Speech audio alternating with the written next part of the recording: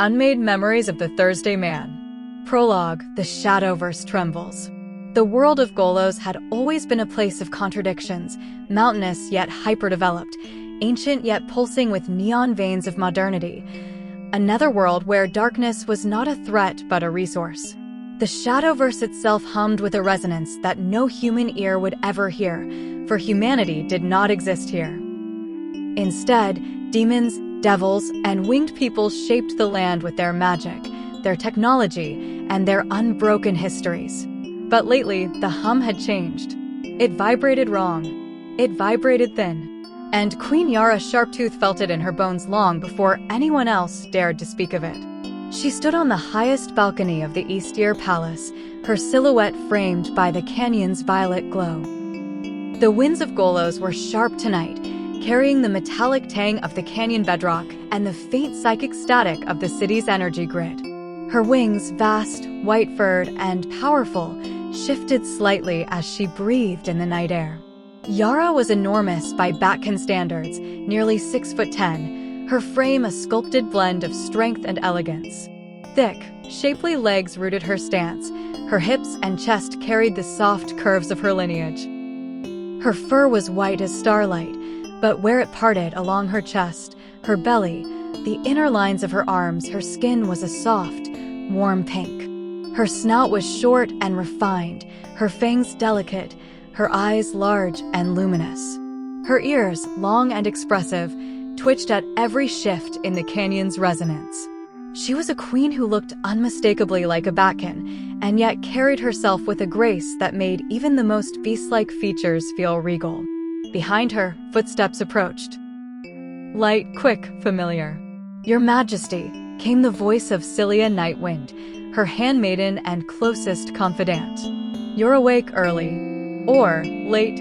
Hard to tell with you lately." Yara didn't turn. The canyon hum is off again. Cilia clicked her tongue. "It's been off for weeks. Elder Veshra says it's seasonal." "Seasonal?" Yara's ears flattened. "The seasons do not erase people." Cilia hesitated. "You felt it again?" Yara finally turned, her eyes heavy with something deeper than exhaustion. "Princess Grolia. She was with me yesterday. We spoke. We planned. And today, no one remembers her." Cilia's wings drooped. "I remember her, my queen." "That's what frightens me," Yara whispered. "Only we do." The wind shifted, carrying with it the distant sounds of the city, hover carriages gliding along magnetic rails, the soft thrum of psychic lanterns, the chatter of night markets. Golos was alive, vibrant, thriving.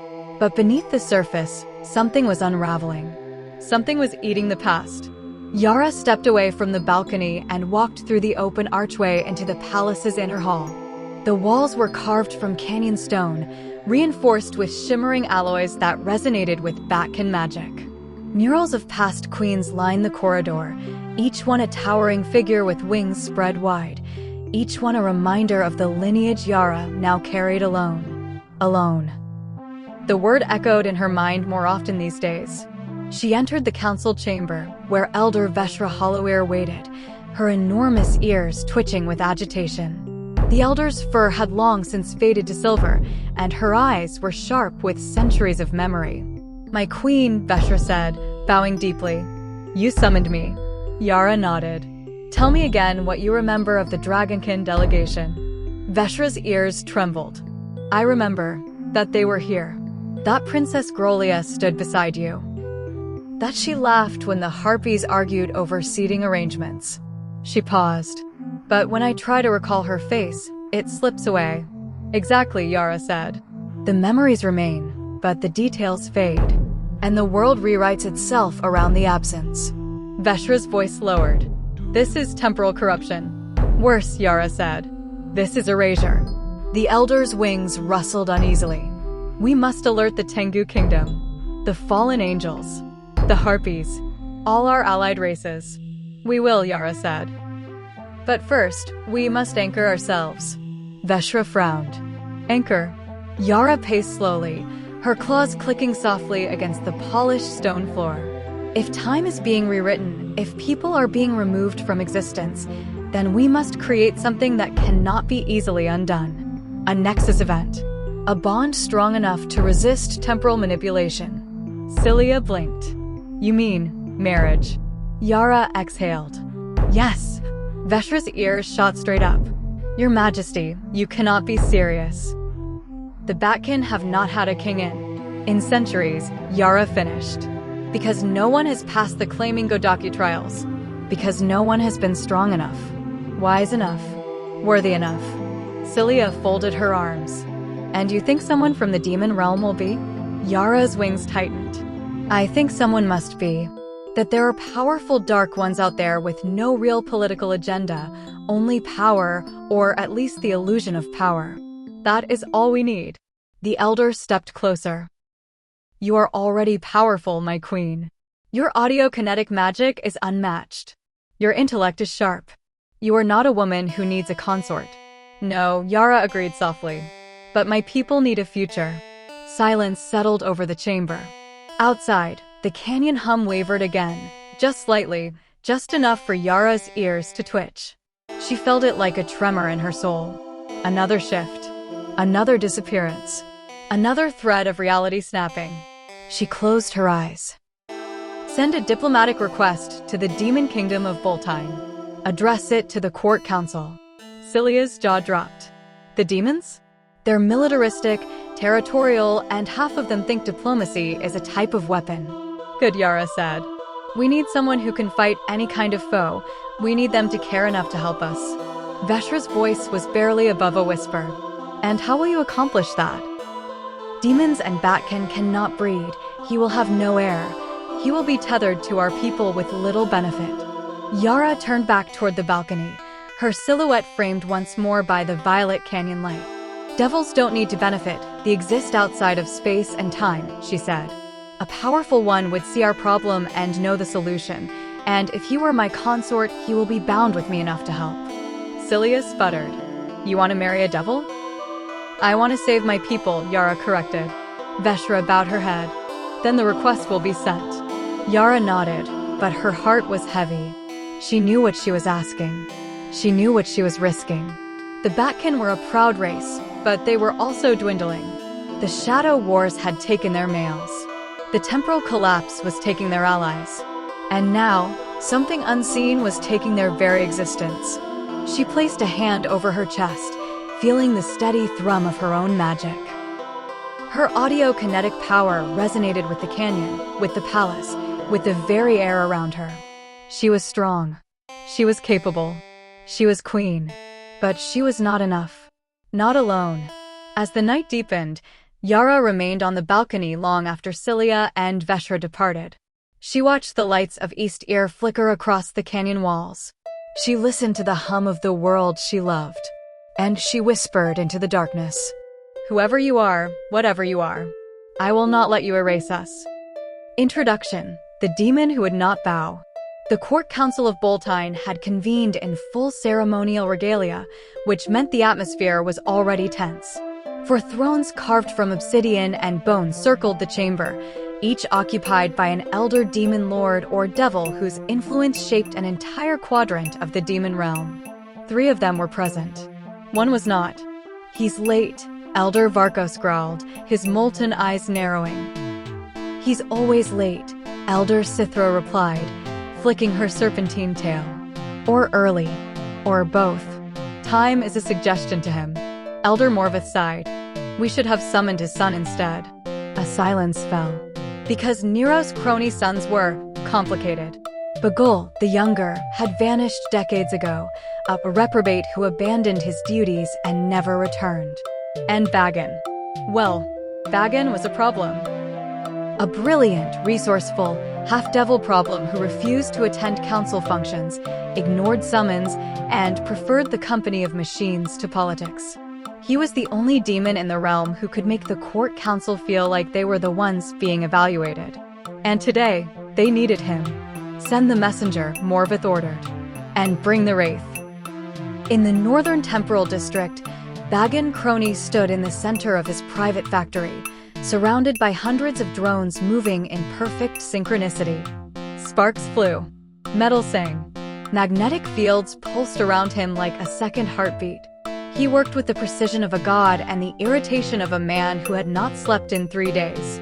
He didn't look up when the cloaked council official entered. Lord Batkin Crony, the official announced, voice trembling despite his attempt at authority. You have been absent from the court council for 87 years. You are hereby ordered to present yourself for re-evaluation. No, Batkin said without turning. The official blinked. No, Batkin repeated calmly. I'm busy. A towering wraith demon stepped forward, its body a mass of shadow and bone, its presence enough to make the drones stutter in their routines. You will be tested, the official continued. In 1 hour, you will face this wraith in combat. Failure to comply will result in nothing, Batkin cut in. Because I'm not doing it, the official sputtered. This is a direct order from the court council.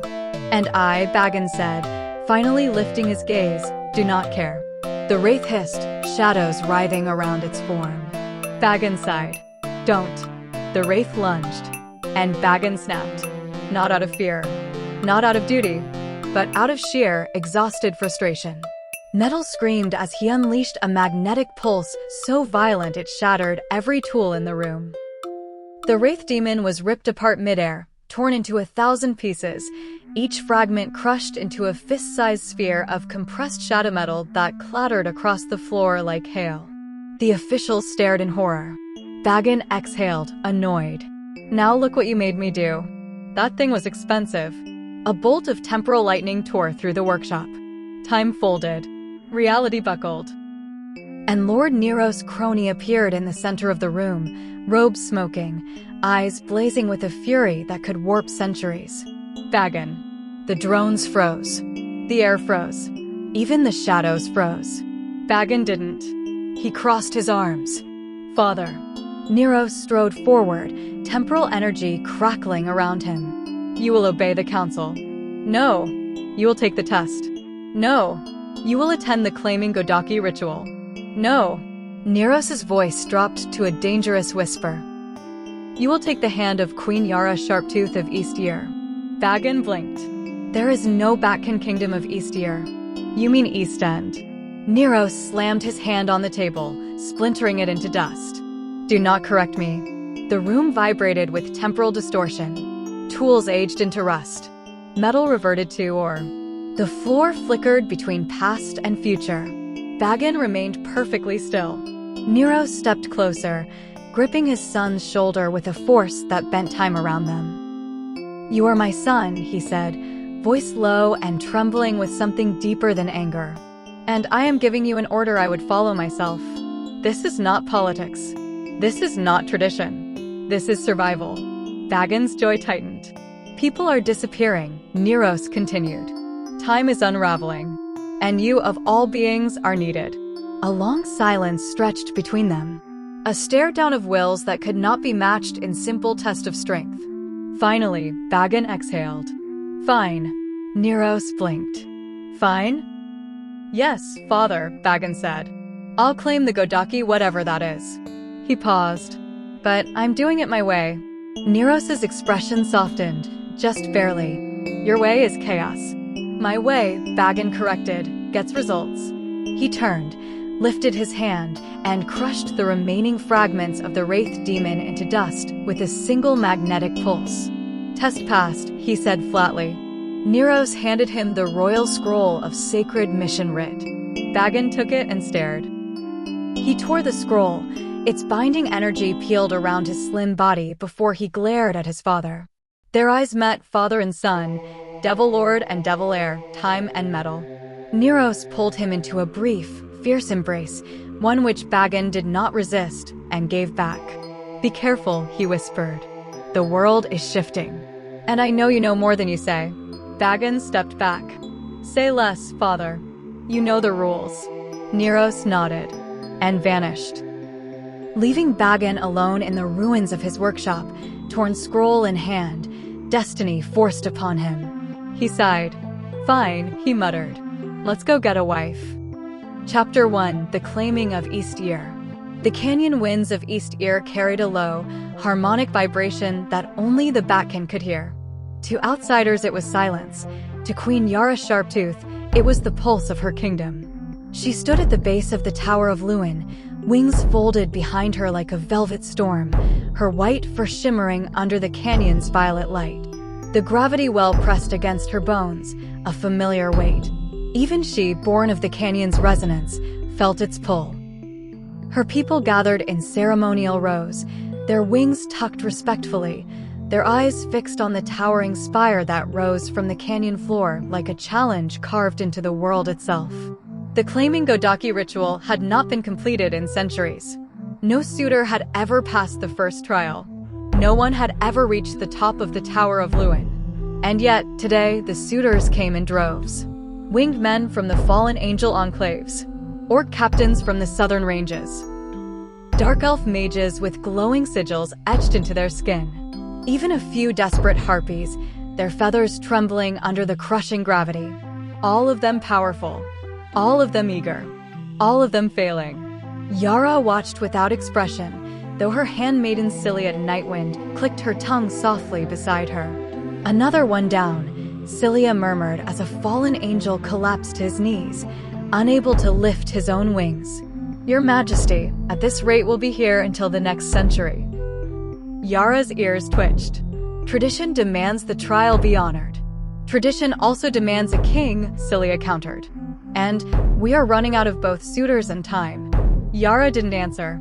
Her gaze had shifted, drawn, inexplicably, to the last figure standing at the edge of the platform. Lord Batkin Crony.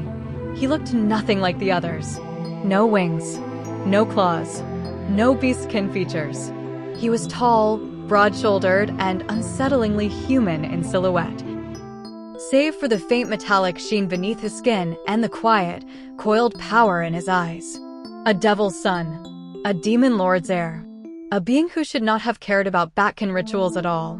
Yet he stood there, expression unreadable, as though the gravity well were nothing more than a mild inconvenience. Elder Veshra Holloware leaned forward, her enormous ears trembling.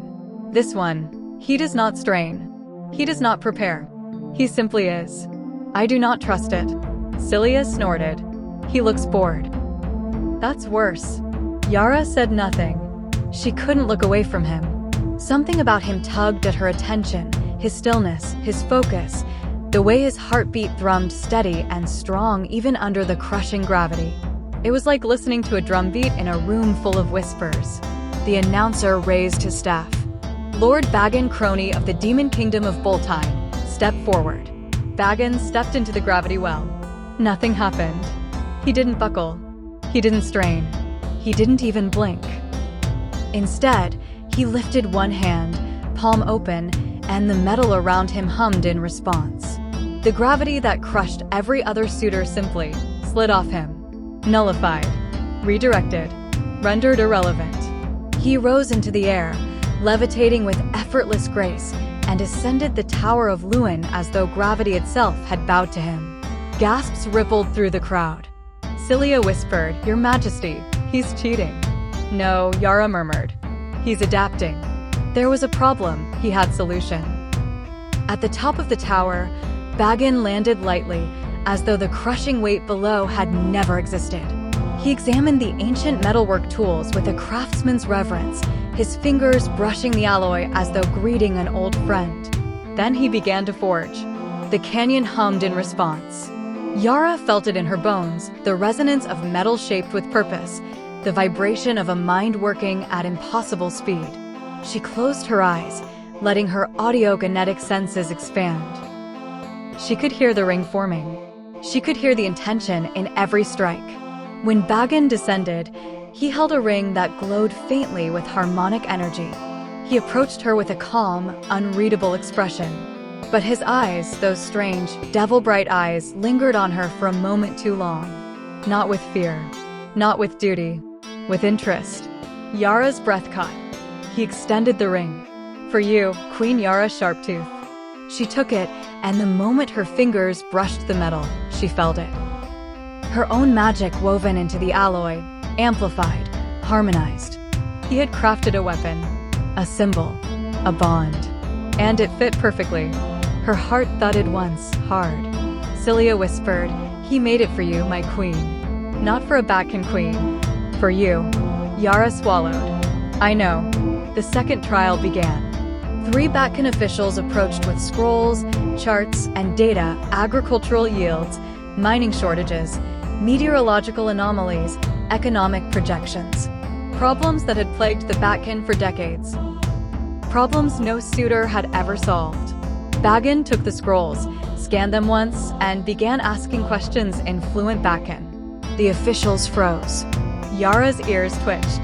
"You speak our language?" Bagan shrugged. "I learned before arriving this morning." He worked through the data with terrifying efficiency, sketching out solutions that balanced automation with cultural preservation, proposing new industries, safer jobs, aerial cities, and resource-efficient transport systems. He spoke of infrastructure, sustainability, and long-term prosperity with the ease of someone who had already solved these problems in his mind years ago. By the time he finished, the officials were speechless. They could see that Bagan had pored over years of Batkin culture and history.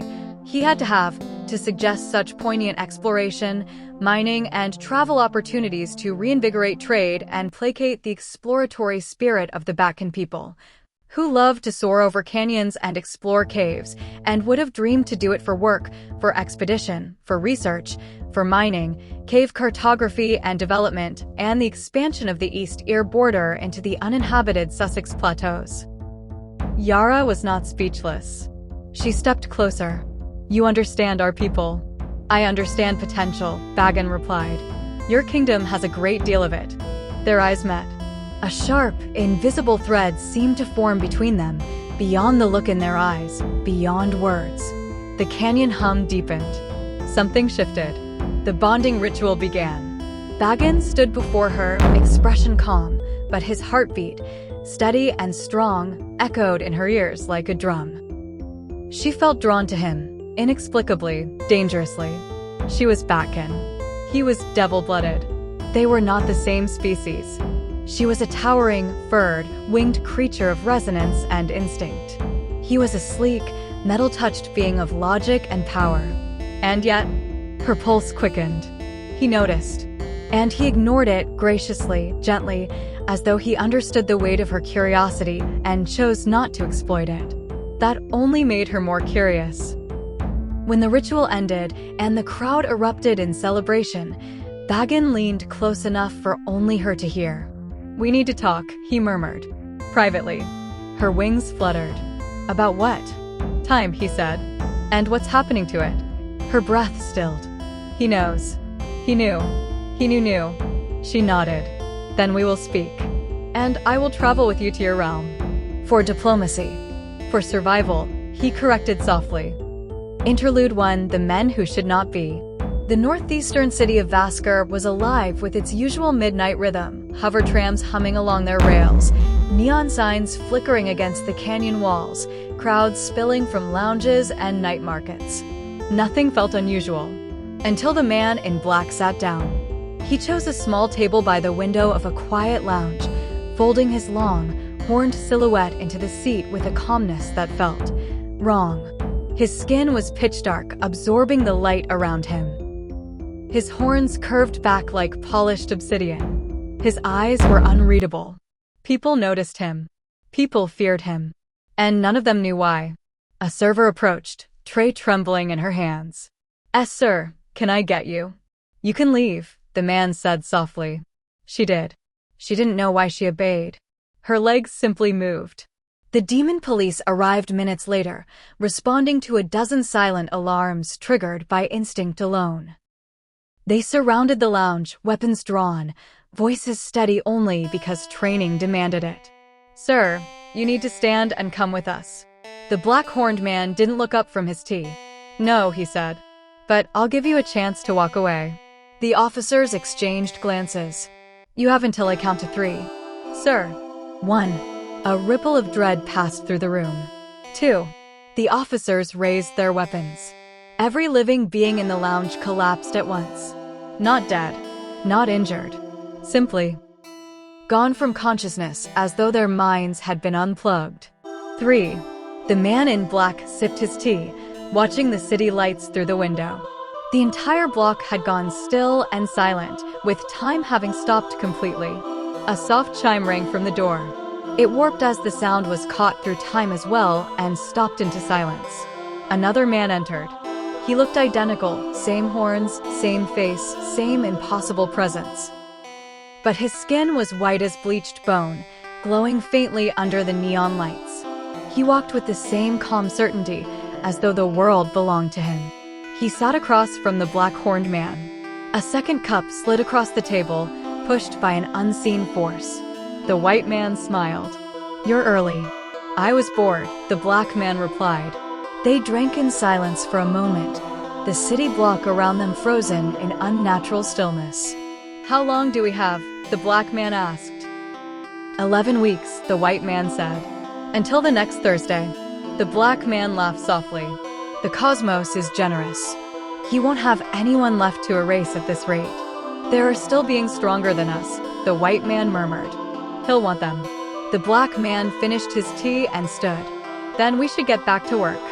The white man rose as well. "Yes, this place is done." The black man waved his hand lazily. Every unconscious body vanished. Not dissolved. Not destroyed. Just gone. The white man followed suit, erasing the rest, every plant, every insect, every trace of life within 6 miles. The city lights flickered, dimmed, and died. The two men stepped out into the empty street. "See you soon," the white man said. "Always," the black man replied. They walked in opposite directions, their footsteps echoing through a dead, silent district. And somewhere far beyond them, in a place no map could name, something gray stirred. Chapter 2, If It's Only on Thursday. The automated carriage glided through the canyon winds like a dream, smooth, silent, perfectly stabilized. Yara had traveled her entire life, flown across continents, ridden on the backs of sky beasts, soared through storms, but she had never experienced anything like this. The entire carriage had been tailor-made for her. The seats were cushioned to accommodate her height and wingspan. The interior lighting shifted with her heartbeat. The windows projected panoramic canyon views in real time, with holographic screen to check progress, weather, outdoor cameras, and a sliding window at the side to actually see outside. Snacks, her favorite sweet berries, roasted nuts, and small strips of seasoned jerky were arranged neatly on a tray. And the entire cabin hummed with a soft resonance tuned to Batkin frequencies, making her feel safe, as though she had never left the canyon. Lord Batkin had thought of everything. Her chest tightened. He had done this for her. Not for a queen. Not for diplomacy. For her. And that terrified her more than the temporal collapse. Because she had nothing to give him in return. She was a Batkin, large, furred, winged, unmistakably beastkin. Her body was powerful, curvy, thick-legged, with white fur and soft pink skin where the fur parted. She was beautiful by Batkin standards, but she knew how she looked to demons and devils. She was not sleek. She was not delicate. She was not human-shaped. And Batkin crony. He was all sharp lines and quiet strength, metal-touched skin and devil-bright eyes. He looked like a being sculpted from purpose and precision. What could she possibly offer a man like that? The carriage landed with a soft, magnetic sigh. The doors opened, and Batkin didn't wait for her to step out. He swept her into his arms. Not carefully, not ceremonially, but with raw, unfiltered affection. Lifting her off her feet and in his arms as though she weighed nothing. Her heart instantly thrilled at gravity being pulled for her, Yara's immense weight suddenly gone. Batkin pulled her around and shuffled aside from the carriage, spinning her once in a circle, laughing under his breath like a man who had been waiting for her longer than he should have. Yara's wings flared in shock. Her great ears twitched traitorously with delight. Lord Batkin. He set her down gently, his hands lingering for a heartbeat longer than necessary. "You came," he said simply. Her heart hammered. "You shouldn't." "I'm heavy." "Perfectly," he said. She froze, looking around, realizing no one but drones could see from anywhere. "You," she started. "Just getting a good look at that nice big furry ass. he said, touching lightly on her immense backside through her traveling dress and short cloak, making Yara immediately go rigid. He walked ahead, expecting her to follow, as though he hadn't just shattered every insecurity she'd carried since childhood. Men only did such things when they found their woman attractive, and she had never had those things done to her before. Her bright eyes narrowed as she stepped forward to catch up to him. She instinctively licked her lips as her ears twitched with a new fascination. Inside the pavilion, she saw the truth of Lord Batkin. Machines humming, tools floating in magnetic fields, canvases stacked against walls, inventions half-finished and abandoned. He had so many hobbies, so many projects, so many distractions. He was brilliant. He was powerful. He was utterly alone. He led her to a hidden door, pressed his palm to it, and revealed a staircase descending into darkness. "What is this place?" she whispered. "My mind and time," he said. "On canvas." She descended and gasped. The basement was enormous, lined with paintings, each one a moment in time. Some she recognized, others she didn't. Some were from the old timeline, some from timelines that no longer existed at all. Her wings trembled. These are memories." "No," he said softly. "These are things the world forgot." She turned slowly. "How long have you known?" "Long enough." "Why do I remember?" she whispered. "Why do we remember?" He didn't answer. Instead, he walked to a canvas draped in cloth. Her heart pounded. He pulled the cloth away. It was her, painted in exquisite detail, her white fur glowing, her wings spread, her eyes soft and luminous. She looked beautiful, more beautiful than she had ever allowed herself to believe. Her throat tightened. "You painted me." "Yes." "Before we met." "Yes." She stepped closer, voice trembling. "You saw me. You knew I was Batkin. You knew I was large. Not like you." "And?" he asked. "And you still looked at me like that," she whispered. He didn't deny it. He didn't look away. He simply held her gaze, steady and unflinching, as though she were the only fixed point in a collapsing universe. Her breath shook. "You're lonely." He didn't answer. "You have all of this," she said, gesturing to the paintings, the machines, the inventions. "But nothing anchors you." He stepped closer. "And you can." She swallowed. "I can try." She reached for him. He didn't stop her. Their lips met, tentative at first, then hungry, then desperate. She felt his strength, his heat, his restraint. He felt her softness, her power, her trembling need to be wanted. Intimacy wasn't a luxury for him. It was a lifeline. And she realized, with a jolt of clarity, that this was what he had been missing. Not power, not purpose, not prophecy, connection. When they finally broke apart, breathless, he staggered back, gripping the edge of a table. She moved up to him, pulling him up to the table so he sat, and removed his pants as she knelt down. What followed was an intimacy between dark beings whose dusky, lonely lives would now crash into each other in wild, fervent displays of sweat and lust. Yara would not stop, would not relent until she was sure she had crushed the sexual will from her new husband. When it was done, he drooped in submission, his eyes unfocused. Yara pulled up and helped him, anchoring his body against hers until his mind regained itself. Batkin did not speak. He rose suddenly, his pants now fully falling from his ankles. Yara watched him, seeing his eyes were no longer his own, as twitching urge of invisible power made his hands rise from his sides and stretch before him, the urge now guiding his movements. Yara had seen this before, in rituals, where one was urged by an unknown force to reveal truths or speak prophecy. She curled herself onto the side of a long couch, stretching her wings and admiring the half-naked sight of him.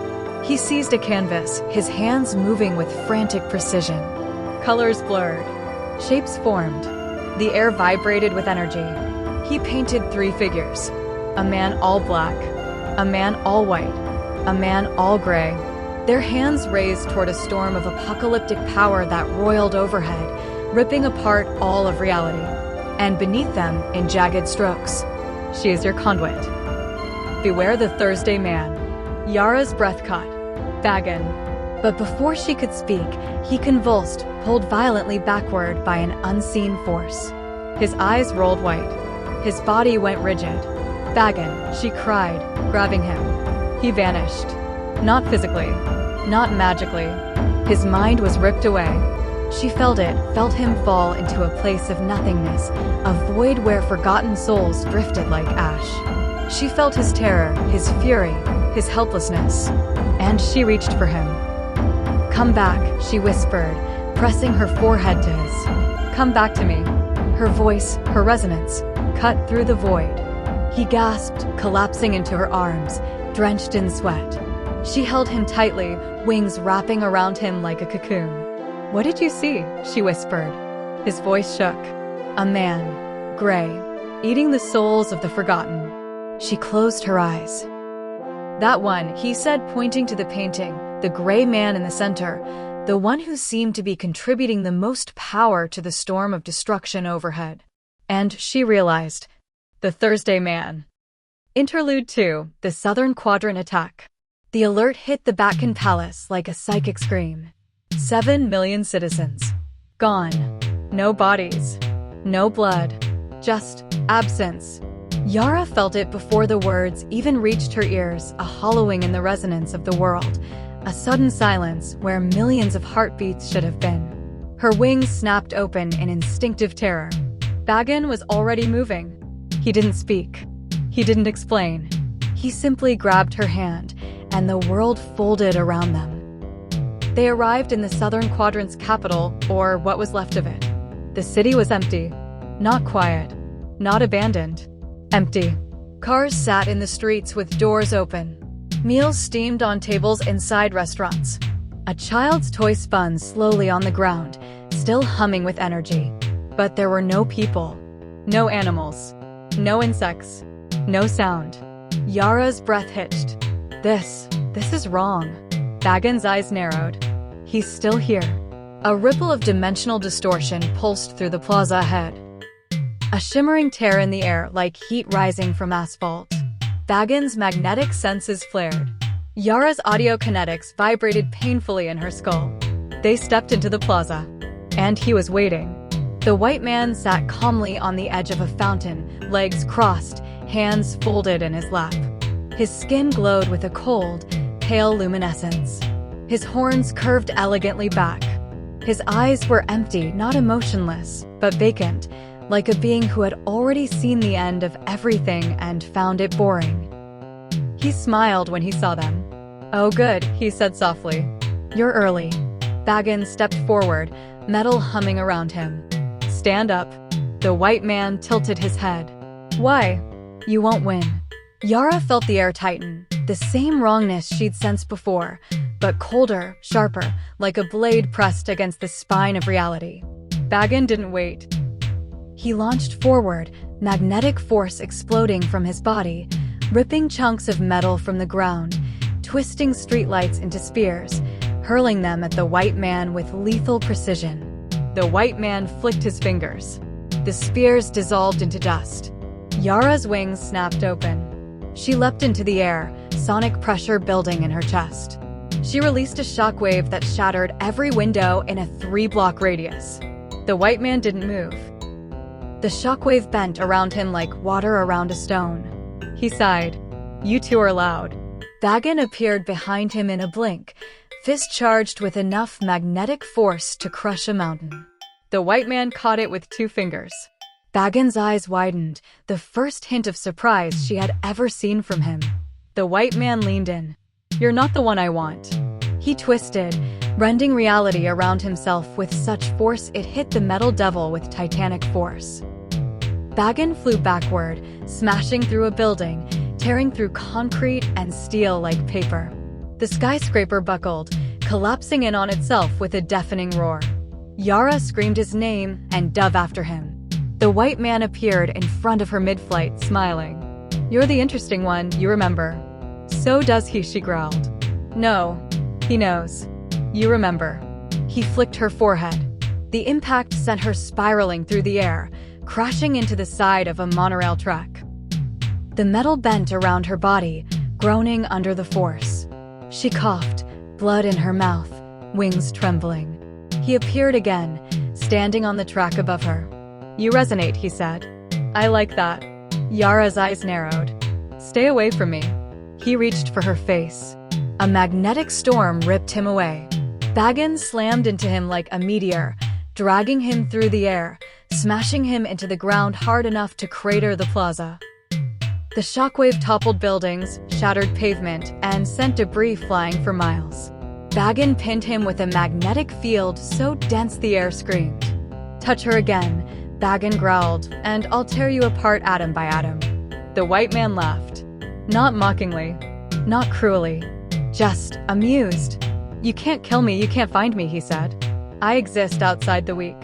He dissolved into light, reappearing behind Batkin, hand raised to strike. Yara moved before she could think. She landed between them, wings flaring, ring glowing with harmonic resonance. The white man paused. "Where did?" he whispered. "A gravity ring?" Yara didn't give him time to finish. She unleashed a razor wind spell amplified by the ring, a sonic blade so sharp it cut reality itself. The plaza split open beneath them, the ground peeling apart like fabric. The white man staggered. For the first time, he bled pale, shimmering light leaking from the wound. He looked down at it, fascinated. "Interesting." Yara struck again. And again. And again. Each blow tore more of him apart, wings slicing, claws rending, sonic blades carving through his form. He tried to counter, but the ring's gravity magic, Batkin's gift, bypassed his temporal defenses. He looked at her with something like respect. "You weren't supposed to kill me today." Yara hissed, "Then you should have stayed away from my people." She unleashed the final strike through the ring. A harmonic scream that shattered the plaza, the buildings, the sky itself. The white man's body tore into fragments of light as he faded. But today was Thursday. Then he was gone. Not dissolved. Not erased. Killed. Yara collapsed to her knees, panting, wings trembling violently. Batkin rushed to her, catching her before she fell. "You did it," he whispered. She shook her head. "No, we did." He held her close, his arms strong around her, the city in ruins around them. Interlude 3. The Civil War of East Ear. The riots began at dawn. East Ear's canyon winds carried not their usual harmonic hum, but a jagged, discordant vibration that made Yara's ears ache. Fires burned along the lower terraces. Automatons lay in pieces across the streets. Batkin civilians screamed, fought, fled, all of them driven into frenzy by a single presence. The black man stood in the center of the chaos, smiling. His horns gleamed like polished obsidian. His skin swallowed the light. His eyes were pits of calm, patient hunger. Every Batkin who looked at him felt a terror they couldn't explain, a primal instinct screaming that this being was not meant to exist. Yara landed beside Batkin on a shattered balcony overlooking the city. Her wings trembled with fury and fear. "He's doing this, another Thursday man," she whispered. "He's turning my people against each other." Batkin's jaw tightened. "Then we end him." He stepped off the balcony. Gravity bent around him. He didn't fall. He redirected the pull, twisting it into a slingshot that launched him across the city like a meteor. Yara followed, wings beating hard, the ring on her finger glowing with harmonic resonance. They landed in the plaza where the black man waited. He clapped slowly. "You killed White," he said. Batkin's eyes narrowed. "Stand up." "I am standing," the black man said, amused. "You're the one who's late." The ground beneath them cracked. Not from magic, but from the sheer pressure of the black man's presence. Yara felt her knees weaken. Batkin stepped in front of her, shielding her with his body. The black man smiled wider. "Protecting her? How sweet." "She's very large." Yara stiffened, shame and anger flaring. Batkin didn't hesitate. "She's gorgeous," he said, voice low and sharp. "And like my meals extra large." Yara's breath caught. The black man tilted his head. "Flattery won't save you." "It's not flattery," Batkin said. "It's fact." He moved. Gravity folded. The plaza exploded. Batkin slammed into the black man with enough force to crater the ground, dragging him through the stone, through the street, through an entire row of buildings. They tore through the city like two gods locked in collision, smashing through towers, ripping through sky bridges, shattering monorails. Yara followed from above, wings slicing through smoke and debris. She watched Batkin fight. Not with elegance, but with raw, brutal intelligence. He used gravity like a weapon, twisting it around the black man, crushing him, flinging him, pinning him. The black man laughed through it all. "You're learning," he said as Batkin hurled him into a canyon wall. "Good. Gray will enjoy you." Batkin snarled and crushed the wall inward, burying the black man under tons of stone. It didn't hold. The black man stepped out of the rubble, dusting himself off. "You can't kill me with force alone." "Good thing I'm not alone," Batkin said. Yara dove. Her wings unleashed a sonic blast that shattered the canyon wall behind him. The black man staggered, not from the sound, but from the harmonic resonance amplified by the ring Batkin had forged. He turned to her, eyes narrowing. "You again." Yara bared her fangs. "You hurt my people." "And you're so very big," he said, voice dripping with mockery. "Does he even?" Batkin appeared behind him in a blink, grabbing him by the skull and slamming him into the ground hard enough to crack the plaza in half. "Finish that sentence," Batkin growled, "and I'll tear your tongue out, stick it to a mop, and use it to clean what is left of you." Yara's heart pounded. He wasn't just defending her. He was claiming her. The black man twisted, kicking Batkin away with a burst of impossible strength. Batkin flew backward, smashing through a tower. Yara screamed his name and dove after him, but the black man grabbed her wing mid-flight and yanked her down. She hit the ground hard, dust exploding around her. He leaned over her. "You resonate beautifully. I see why he likes you." Yara's blood boiled. "Get off." She unleashed a harmonic pulse that blasted him backward, but he recovered instantly, landing lightly on his feet. "You're strong," he said, "but not enough." Batkin rose from the rubble behind him, eyes glowing with magnetic fury. "She's more than enough," he said. The black man sighed. "Fine. Let's end this." He raised his hand. Reality bent. The air warped. Time stuttered. Yara felt her heartbeat slow, felt the world tilt, felt the same wrongness she had sensed before. Batkin grabbed her hand. "Anchor to me," he whispered. She did. The ring flared. The harmonic resonance surged. The black man's temporal distortion faltered. Yara moved. She struck with everything she had, wings slicing, claws rending, sonic blades tearing through the air. The ring amplified her magic, turning every blow into a weapon that bypassed the black man's defenses. He staggered. He bled light. He laughed. "You're getting better," he said. "Gray will." Yara didn't let him finish. She unleashed a final harmonic scream, a focused, razor-sharp blast that tore through his body, ripping him apart from the inside out. The black man's form flickered. He smiled one last time. "This won't stop Thursday." But then came Batkin, slamming down with gravitation force enough to crush a dwarf star out of orbit, contained in a field of magnetic resonance that only a metal devil like him could control. The black man was crushed under the critical blow and then dissolved into nothing. Silence fell over the ruined city. Yara collapsed to her knees, wings trembling. Batkin rushed to her, pulling her into his arms, holding her tightly against his chest. "You did it," he whispered. She looked up at him, breathless. "We did." He brushed a strand of white fur from her face, his touch gentle. "I'm not a warrior like you." "You're incredible," he murmured. Her heart fluttered. She trusted him. Fully. Completely. Chapter 3. The Feast of Thursday. The palace was quiet after the riots. Too quiet. The kind of quiet that made Yara's wings twitch and her ears strain for sounds that weren't there. She stood on the balcony overlooking East Ear, watching the canyon lights flicker in the distance. The city was healing, but the resonance of the world still felt wrong, thin, stretched, trembling. Batkin had been gone for hours. Not physically. He was in his pavilion, buried in research, tearing through centuries of records with the intensity of a man trying to outrun fate. Yara couldn't sit still. She found him surrounded by holographic projections, timelines, disappearance logs, dimensional signatures. His eyes glowed faintly with magnetic strain. He hadn't slept. He hadn't eaten. He hadn't even noticed she entered. "Batkin," she said softly. He didn't look up. Every major disappearance event in the last 1,000 years happened on a Thursday. She stepped closer. "What does that mean?" "It means he's bound to something," Batkin muttered. "A cycle.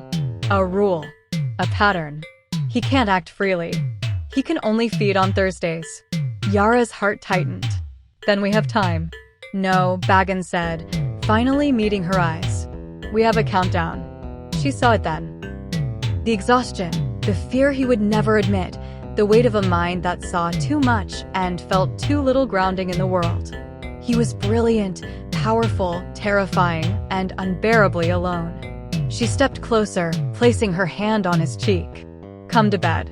He blinked. "Yara, You're unraveling," she whispered. "And I am going to stitch you back together." He blinked, distracted. "You what?" She kissed him. This time, there was no hesitation, no restraint, no fear.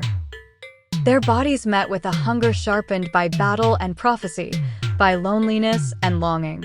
Yara's wings wrapped around him, pulling him close, her fur brushing against his metal-touched skin. He lifted her effortlessly, as though she weighed nothing, as though she were made to fit against him. She felt his strength.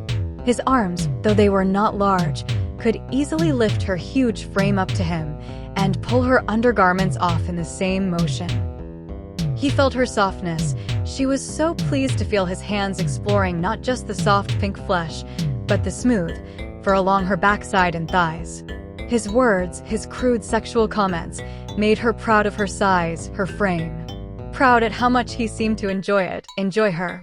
They anchored each other as they pushed against each other, the insistent rhythm a pulse all its own. Yara let her mind go, even left the feral instincts and allowed lust to just take over. Her body was on fire from the contact, the scent, the strength of her husband and his endless vitality. And when they finally collapsed together, breathless and trembling, the world felt steady again. For a moment. Then Batkin's body jerked. His eyes rolled white. No, not now. Yara grabbed him, but his mind was already being pulled away, dragged into the void by a force older than memory. This time, he didn't go alone. He seized her wrist, fingers digging into her fur. "With me?" he gasped. "Come with me." The world shattered. Darkness swallowed them whole.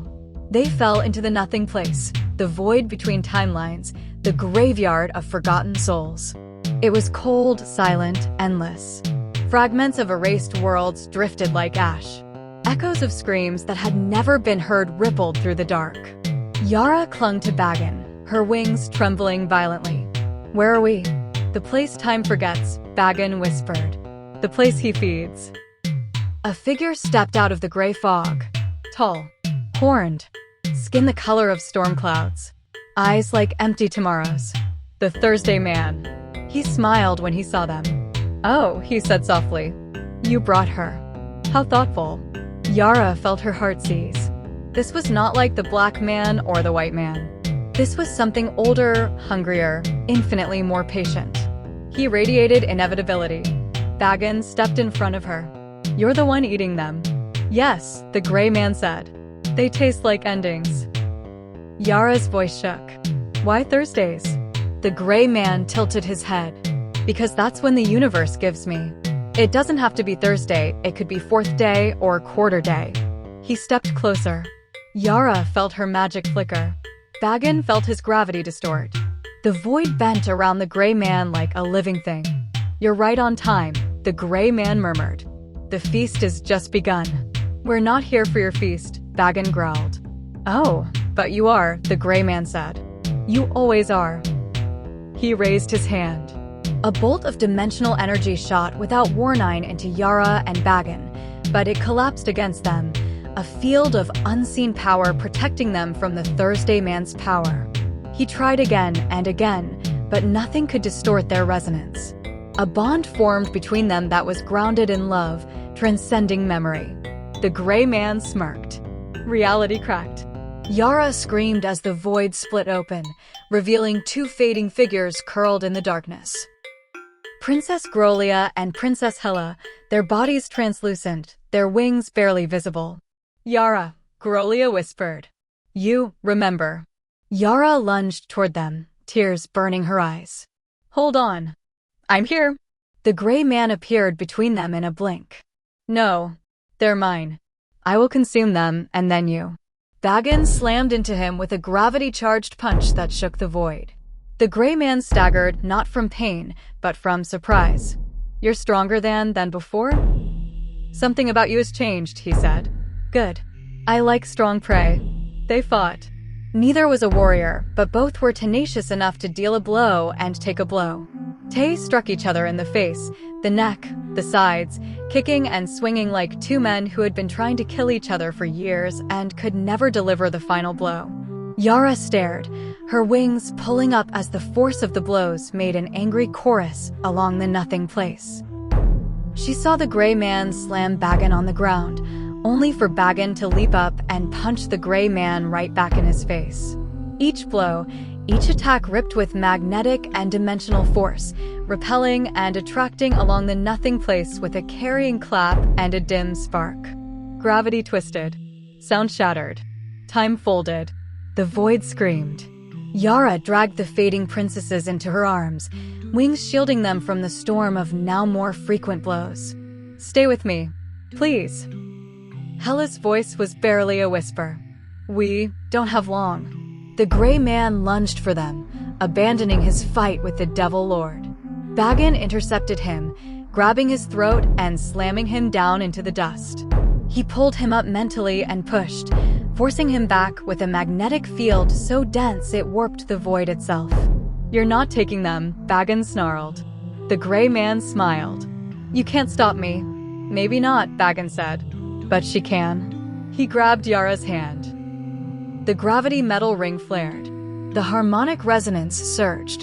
The void cracked open. The gray man screamed not in pain, but in fury, as the ring's magic tore a hole back into the nothing place. Batkin shoved Yara through it, dragging the princesses with her. The gray man reached for them. Thursday is coming, he hissed. Thursday already passed, growled Batkin. He collapsed the space around them in a gravitational wave that ripped apart the nothing place and the molecules within. The portal snapped shut. They landed in the Shadowverse, gasping, trembling, covered in void dust. The princesses lay in Yara's twitching arms, their bodies flickering like dying stars. Yara, Grolia whispered. Thank you for remembering. Hela smiled weakly. Just one more moment, outside. Yara held them close, tears falling into their fading fur. Stay. Please stay. Things are better, I promise. We can't, Grolia said softly. We were eaten. We're only echoes now. Hela touched Yara's cheek. But you gave us a goodbye. Their bodies dissolved into light, then into nothing. Yara sobbed. Batkin pulled her into his arms, holding her tightly as the canyon winds howled around them. They're gone, she whispered. I know, he said. But we saved them, she said. For a moment. He nodded. For a moment. She leaned into him, wings wrapping around his body as she trembled. Epilogue, the bond that remains. The Shadowverse healed slowly. Not in a blaze of triumph, not in a single sweeping moment, but in the quiet, stubborn ways a wounded world chooses to keep living. The winds of East Ear regained their harmonic hum. The canyon lights brightened. The Batkin markets reopened, cautious but hopeful. And for the first time in centuries, the palace balcony held two rulers instead of one. Yara Sharptooth stood with her wings half open, letting the morning breeze ripple through her white fur. She had grown used to the weight of a crown, but never to the weight of loss. The fading princesses still haunted her dreams, their soft voices, their gratitude, their final smiles. Yet she carried them with pride, not sorrow. They had been remembered. They had been saved, if only for a moment. Behind her, Batkin Crony wrapped his arms around her waist, pulling her gently against his chest. He rested his chin on her shoulder, his breath warm against her fur. "You're thinking too loudly," he murmured. She smiled faintly. "You always say that." "Because it's always true." She leaned back into him, letting his presence ground her. Their bond had become effortless, not a ritual, not a prophecy, but a natural gravity between them. He was metal and magnetism, she was resonance and wind, and somehow they fit together like two halves of a world that had been waiting to be whole. Below them, East Ear bustled with life. Batkin nobles worked alongside demon engineers, rebuilding the terraces with new technologies Batkin had introduced. Automated harvesters glided through the canyon farms. New trade routes opened. New alliances formed. Yara's people were rising again, not as victims of Thursday, but as survivors who refused to fade. "You've changed everything," she whispered. "No," Batkin said softly. "We did." He kissed her neck, slow and reverent, and she shivered. Even now, after everything, he still surprised her, with his tenderness, his devotion, his quiet awe whenever he looked at her. She had once feared he would never desire her, never see her as more than a political bond. Now she knew better. He adored her. Completely. Unapologetically. And she adored him just as fiercely. They walked together through the palace halls, passing murals of Batkin queens and new holographic displays of the erased races Batkin was determined to restore. He had thrown himself into the work with a passion she had never seen in him before, not obsession, but purpose. He used technology to reconstruct lost genomes. He used cloning to revive extinct species. He used dimensional mapping to locate fragments of forgotten cultures. He used art, his prophetic, impossible art, to remember what the world had lost. And Yara supported him every step of the way. "You're close with the Harpy reconstruction," she said as they entered his workshop. "Very close," he replied. "Their wing structure is complex, but I'll get it right. And the Tengu? Already stabilizing. They'll fly again." She touched his arm. "You're giving them back their futures." He looked at her with a softness that made her heart ache. "You gave me mine." She swallowed. "Batkin." He cupped her face in his hands. "I was drifting before you. A man with too many hobbies and no anchor. You changed that. You changed me." Her wings fluttered, brushing his back. "You saved my people. And you saved my soul," he whispered. They kissed slow, deep, certain, the kind of kiss that didn't need urgency or fear to fuel it. Their love had been forged in crisis, sharpened by prophecy, sealed in the void. Now it simply existed, steady and warm, like the hum of the canyon wind. When they finally pulled apart, Yara rested her forehead against his. "Do you think Thursday is truly gone?" Batkin's eyes darkened. "The Thursday men are dead.